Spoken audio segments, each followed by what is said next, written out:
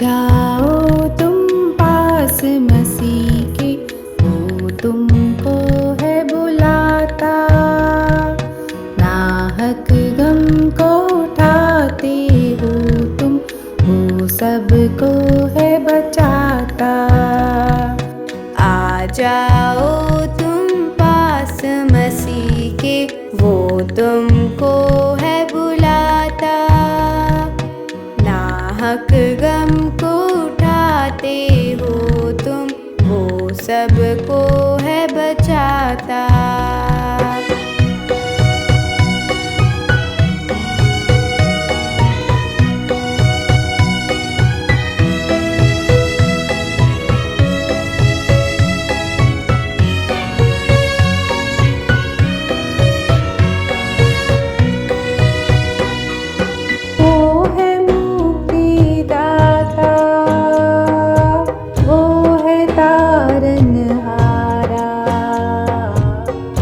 सबों का उतारा, वो है मुक्ति दाता, वो है तारनहारा,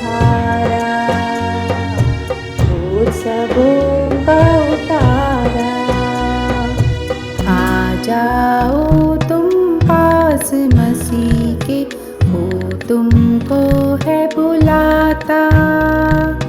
नाहक गम को उठाते हो तुम, वो सबको है बचाता।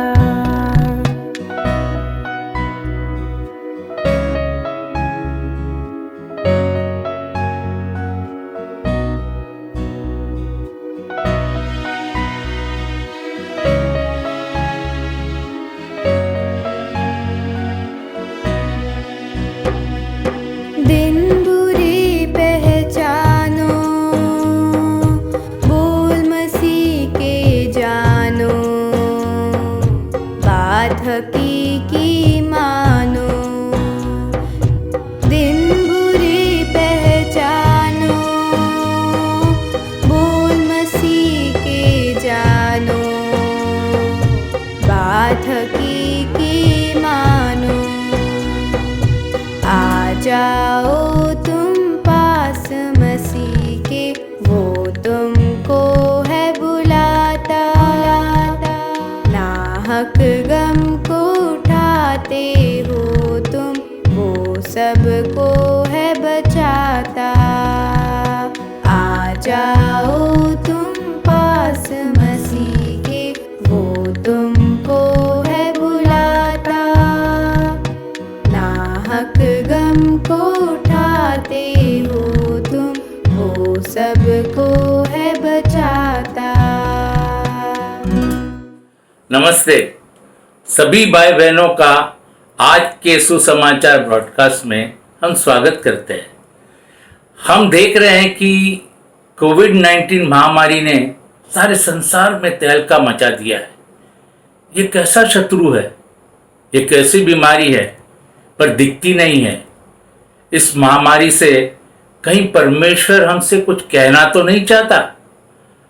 बाइबल के इतिहास के अनुसार परमेश्वर अपने भविष्यवक्ताओं के द्वारा, दृष्टांतों के द्वारा मनुष्य से बातें करते आ रहा है।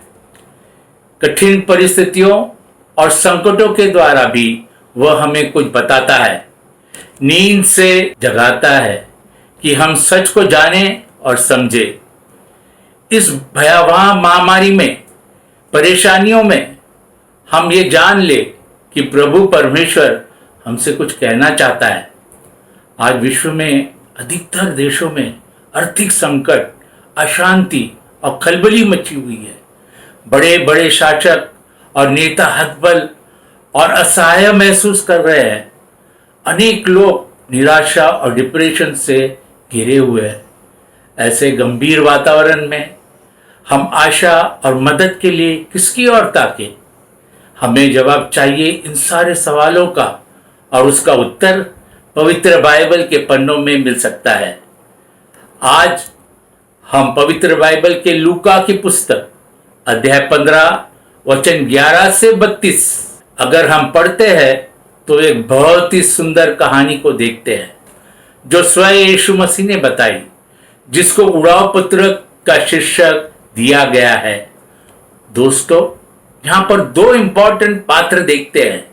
एक उड़ाव पुत्र यानी खर्चीला पुत्र, जो अपने पिता की संपत्ति से अपना हिस्सा लेकर दूर देश चला गया और सारे पैसे अय्याशी में खर्च कर दिए। दूसरा महत्वपूर्ण पात्र है वो प्रेमी पिता, जो उस खर्चीले पुत्र की राह देख रहा है, ये सोचकर कि एक न एक दिन उसका जवान बेटा घर जरूर लौटेगा। क्या एक पिता को अपना खोया हुआ बेटा मिल गया?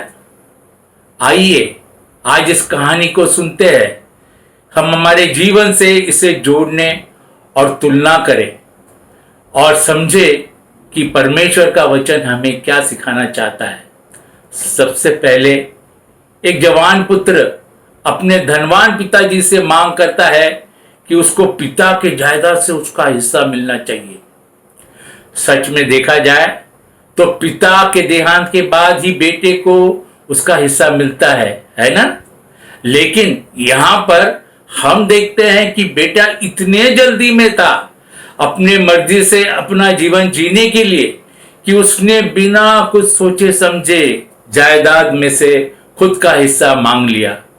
यह सुनकर पिता को दुख तो बहुत हुआ, लेकिन उसने अपने बेटे की मांग पूरी की। यहाँ पर पिता परमेश्वर का प्रतीक है और उड़ाव पुत्र मनुष्य जाति का प्रतीक है।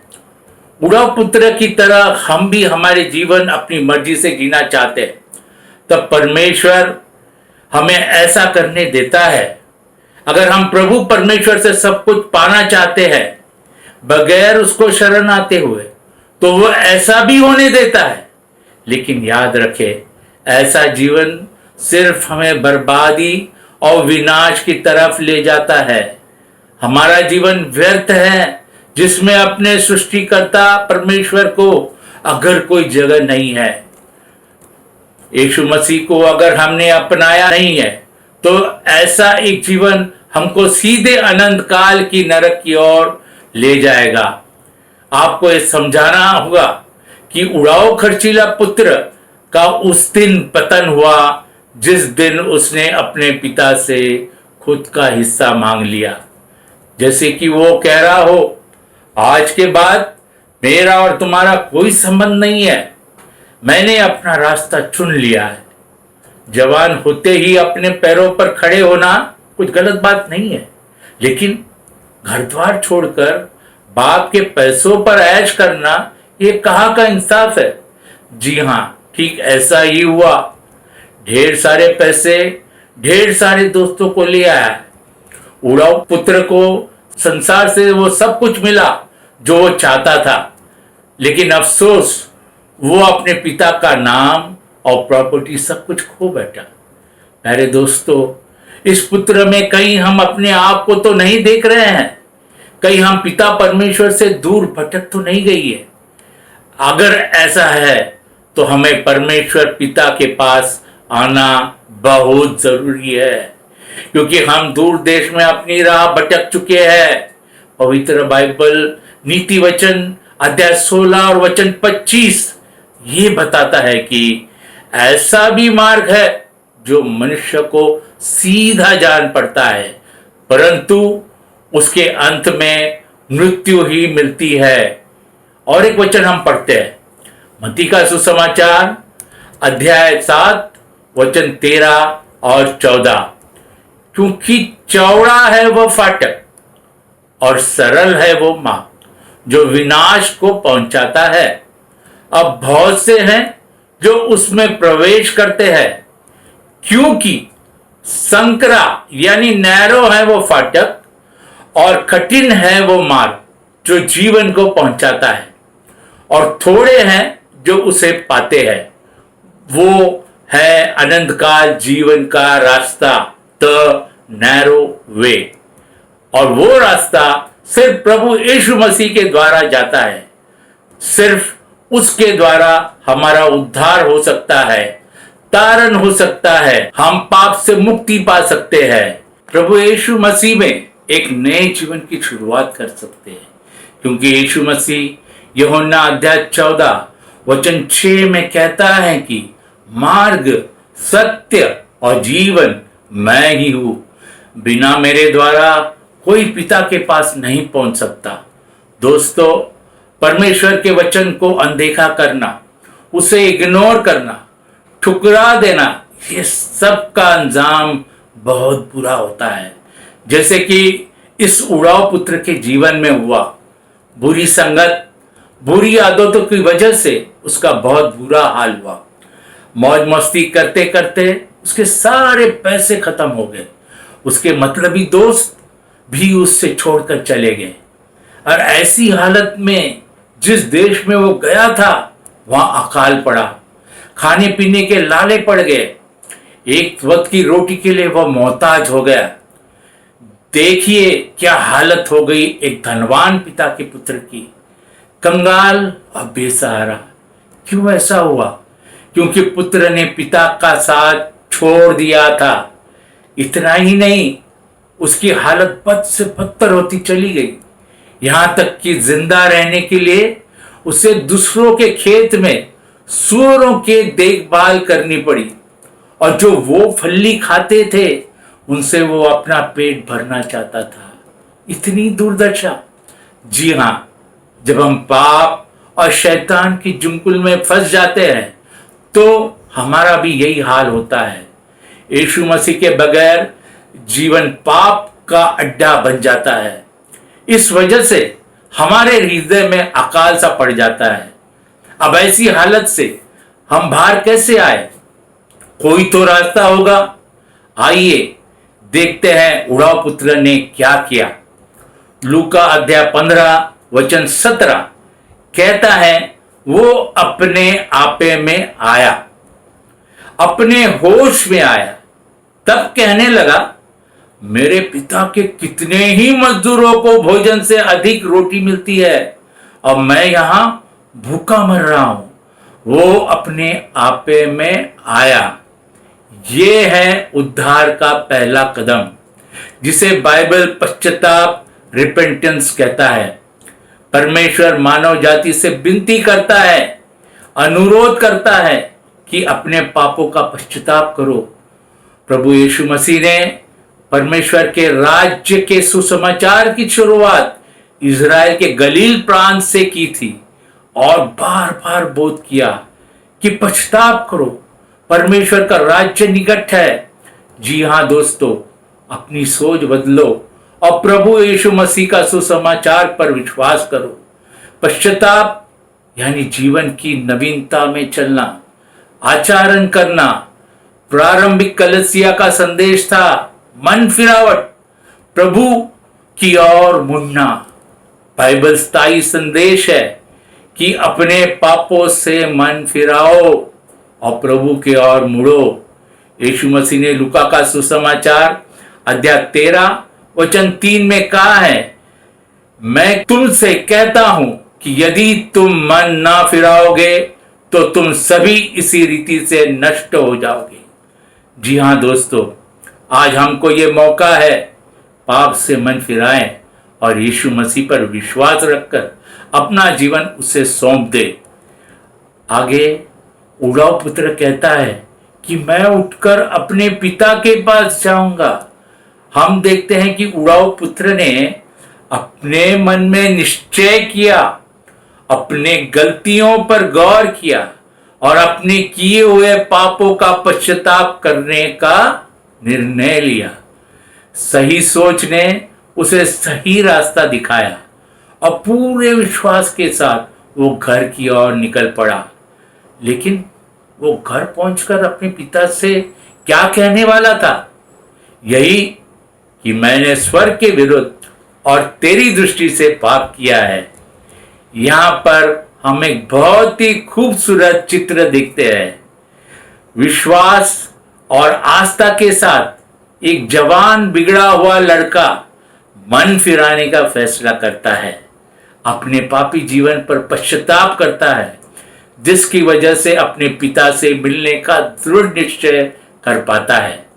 अपने किए हुए गलत काम और पाप की क्षमा मांगने का उसने अपना मन बना लिया। आज क्या हम ऐसी स्थिति में है कि जो कुछ उड़ाव पुत्र ने पाप से मुक्ति पाने के लिए किया, क्या हम वो सब कुछ करना चाहते हैं? क्या हम पूरी तरह से तैयार हैं? ये सोचना बहुत जरूरी है, क्योंकि एक पापी इंसान एक पवित्र परमेश्वर के साथ निजी संबंध नहीं बना सकता। दोस्तों, अपने पाप के साथ स्वर्ग में प्रवेश नहीं कर सकता है। पवित्र बाइबल की पुस्तक रोमियो अध्याय 3 वचन 23 कहता है, सबने पाप किया है और परमेश्वर की महिमा से रहित है। पाप की वजह से हम पिता परमेश्वर से दूर हो गए। सबका मतलब मैं, आप, हम सब। क्योंकि अगर हमने यीशु मसीह को उद्धारकर्ता, तारनहारा, मुक्तिदाता, जो हमें मोक्ष देता है, पाप से मुक्ति देता है, छुटकारा देता है, अगर उसे हमने ग्रहण नहीं किया है, तो आज ही वो समय है, आज ही वो दिन है कि हम उसे अपने हृदय में जगह दे, अपना जीवन उसको सौंप दे। जैसे उड़ाव पुत्र घर की ओर निकल पड़ा, क्या लगता है आपको किस प्रकार से उसका स्वागत हुआ होगा? जी हाँ, पिता जो उसकी दिन रात राह देख रहे थे, अपने बेटे को देखते ही उनका हृदय खुशी से उमड़ पड़ा, उसको गले लगाया और उसे चूमा। अद्भुत प्रेम, अनोखा प्यार की ये मिसाल है। उसे पूरी तरह से क्षमा मिली अपने किए हुए गलतियों की। उसे प्यारे धनवान पिता ने उसका स्वीकार किया। ऐसा ही स्वागत दोस्तों हम सभी का यीशु मसीह के राज में होगा, जब हम उसे पूरे विश्वास से, जब हम उसे आस्था से, पूरे दिल से स्वीकार करते हैं कि हाँ, यीशु मसीह मेरे पापों के लिए मारा गया, उसके पवित्र लहू से मेरे पाप धुल गए। इतना ही नहीं, वो क्रूस की मृत्यु के बाद तीसरे दिन जी उठा और हम सबको, जिन्होंने उसे ग्रहण किया है, हम सबको परमेश्वर के राज्य के पुत्र और कन्या बनने का वो अधिकार देता है। वो धन्य आशा हम सभी को आज न्योता दे रही है। उड़ाव पुत्र को देखकर पिता कहता है, क्योंकि मेरा वो पुत्र मर गया था, फिर जी गया है, खो गया था, अब मिल गया है। ये एक सुंदर चित्र है प्यारो, जब एक पापी को अपने पापों से क्षमा मिलती है।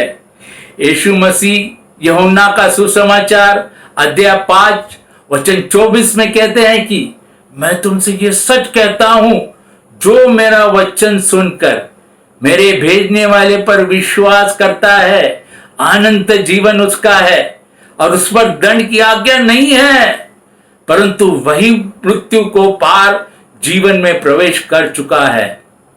आज क्या हम विश्वास के साथ ये अनुभव करना चाहते हैं दोस्तों? उड़ाव पुत्र जब घर लौटा तो उससे अच्छे से अच्छे वस्त्र पहनाए गए, जो कि उद्धार का चित्र है, पिक्चर ऑफ सैल्वेशन। यशायाह नबी अध्याय 61 और वचन 10 में ये मूल्यवान बात कहता है, मैं यहोवा के कारण अति आनंदित होऊंगा, मेरे प्राण परमेश्वर के कारण मगन रहेगा, क्योंकि उसने मुझे उद्धार के वस्त्र पहनाए हैं। बढ़िया वस्त्र के अलावा घर लौटे हुए पुत्रों को एक अंगूठी भी पहनाई गई। ये एक अनंत काल का प्यार और पिता परमेश्वर के साथ कभी न मिटने वाला संबंध दर्शाता है। जब कोई भाई या बहन यीशु मसीह को स्वीकार करते हैं, तो सदा सर्वकाल के लिए उसका उद्धार होता है और वह मसीह में सुरक्षित हो जाते हैं। घर लौटे हुए पुत्र को अच्छे से अच्छे वस्त्र, अंगूठी और पैरों में पहनने के लिए जूते दिए गए। उस जमाने में नौकर को जूते पहनने की सख्त मनाही थी, जिसका अर्थ यह है कि वो अब किसी का नौकर नहीं, गुलाम नहीं, वो अपने पिता के घर में बड़े इज्जत के साथ, हक के साथ, पूरे क्षमा के साथ रह सकेगा। इसी तरह जो कोई यीशु मसीह के बलिदान पर विश्वास करता है वो परमेश्वर के अनुग्रह से बचाया गया है दोस्तों। वो परमेश्वर के परिवार में जोड़ा गया है। क्या हम भी उड़ाऊ पुत्र से यीशु मसीह का पुत्र बनना पसंद करेंगे, जिसने हम सबके पापों के लिए कलवरी क्रूस पर अपना पवित्र लहू बहाया, ताकि हम जैसे पापी पाप से मुक्त हो सके, एक नया रिश्ता अपने पवित्र परमेश्वर के साथ स्थापित कर सके। ये निर्णय हम सभी को जल्द से जल्द लेना होगा, क्योंकि वक्त बहुत कम है। जैसे कि मैंने शुरुआत में आपको बताया, हमारा विश्व की कितनी भयानक स्थिति है। ये सब जो कुछ भी आज हो रहा है वो यीशु मसीह के पुनरागमन के संकेत दे रहा है। हम सबके पास सिर्फ दो रास्ते हैं, स्वर्ग में अनंत काल का जीवन अगर हम उसे ग्रहण करते हो, नहीं तो अधोलोक में अनंत काल की पीड़ा। अगर हम यीशु मसीह के द्वारा मिलने वाले उद्धार को ठुकराते हो तो आप चौड़े रास्ते पर चलकर बिना कुछ किए अपने नाश का कारण बन सकते हो। लेकिन स्वर्ग हमारा अनंत काल के लिए हो सकता है अगर हम इस सुसमाचार पर विश्वास करते हैं। हम सब अनंत काल कहाँ बिताएंगे ये हमारे आज के निर्णय पर निर्भर करता है। सही निर्णय के लिए प्रभु परमेश्वर हम सभी को ज्ञान और बुद्धि प्रदान करे, यही हमारी प्रार्थना है।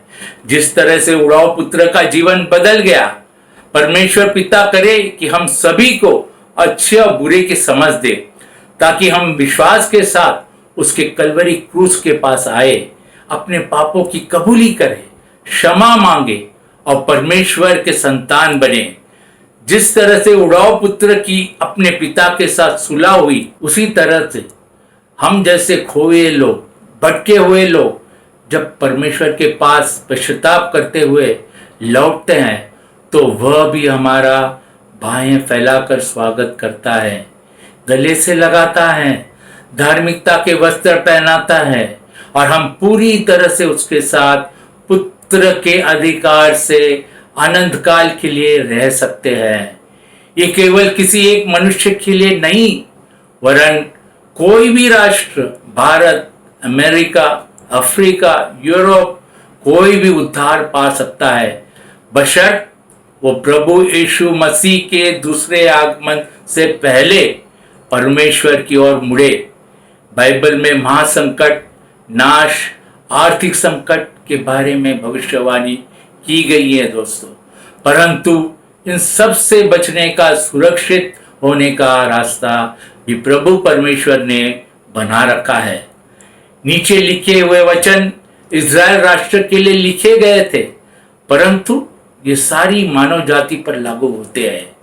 दूसरा इतिहास अध्याय 7 और वचन 14, तब मेरी प्रजा के लोग जो मेरे कहलाते हैं दीन होकर प्रार्थना करे और मेरे दर्शन के खोजी होकर बुरी चाल से फिरे, तो मैं स्वर्ग में से सुनकर उनके पाप क्षमा करूंगा।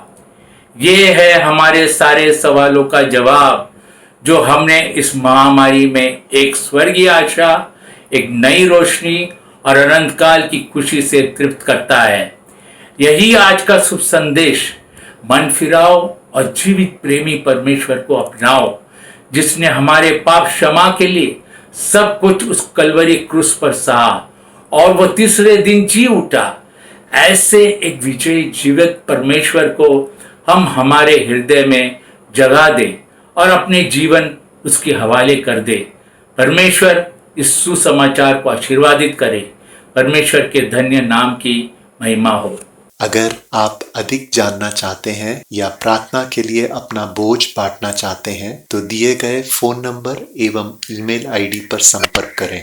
आ जाओ तुम पास मसीह के, वो तुमको है बुलाता।